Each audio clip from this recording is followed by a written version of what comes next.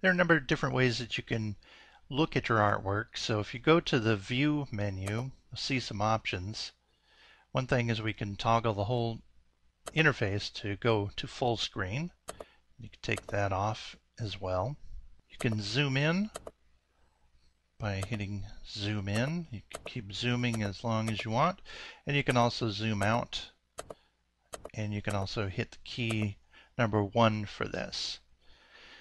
Now if sometimes you look and you go to view and zoom in and zoom out are not chosen or are not choosable, that's because your selection isn't in the drawing area. So just make sure that you're actually working in the drawing area to be able to use those. So to make the zoom go back to normal, you can just hit reset zoom. You can also rotate the view either clockwise or counterclockwise, and you can continue to do that, rotating, and you can easily reset the rotation just by hitting reset rotation. You can also pan drawings with the pan tool or the space bar. If you were to move that underneath the view, you'll find that you can reset pan, bring your drawing back to where you wanted it. So that's really convenient when you're working and you start to lose track of where your drawing is. There's also grid that you can use, and you can have it in a 12-field grid or a 16-field grid or a square grid for a variety of different applications that you would have. I usually don't use the grid myself. And you can also choose whether to show the onion skinning or not. This is a whole topic we'll be dealing with later, but the onion skin allows you to see drawings that are ahead and drawings that are behind. And with the onion skin, you can also choose how many drawings you'd like to show going forward and back. And there's also a light table. Let me turn the onion skin off. So if we go to the light table and enable that, you can see that different layers will show through. For example, if I'm on the background layer here, you can see that the background is dark and that the other layers are light.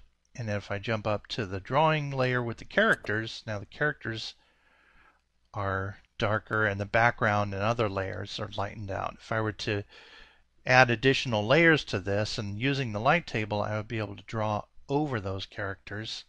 So here's an example of adding a layer, and now the drawing has gotten fainter, so that if I wanted to draw a new expression over that, I would be able to see the fainter version and then the newer version as well.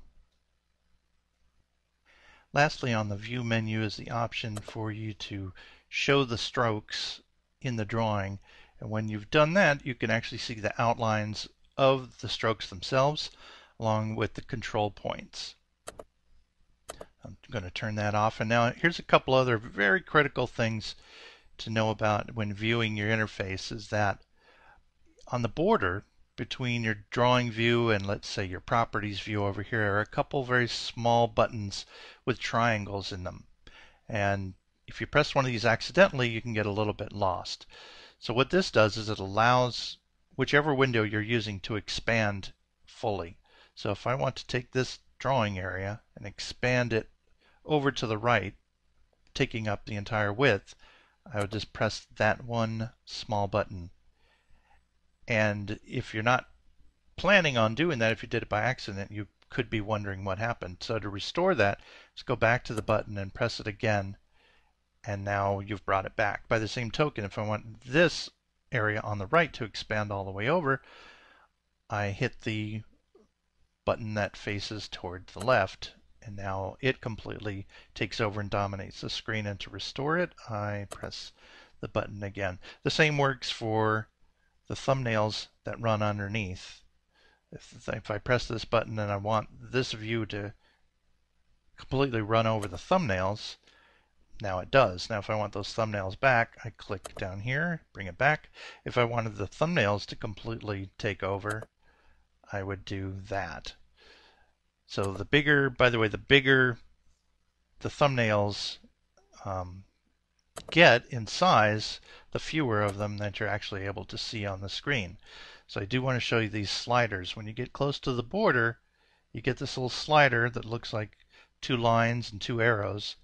And if you take that slider, then you can increase the size gradually, and you can decrease the size. So with the thumbnails especially, this is important because if you want to see a lot of thumbnails down here, you can make this smaller. But if you make it taller, then you have an easier time later on manipulating some of the layer tabs that are in there. We could do the same thing with this properties bar window. You can slide it, move it however you want. Another option that you have with these workspaces is that, like on this thumbnail, I could just press this X button and make the whole thumbnail section disappear. I also have the option by going up to Windows and choosing thumbnails from here to bring it back in its own separate window. And that may be more convenient so that you can view the thumbnails and its own timeline. If you find that you've been working with deleting and moving different properties and you want to go back to just restore everything the way it was, you can just go to Windows and then Restore Default Workspace, and then you have everything there the way that you were looking for it. Under Properties over here, there is properties for panels, properties for Storyboard, which has to do really with the captions and things that you put in there.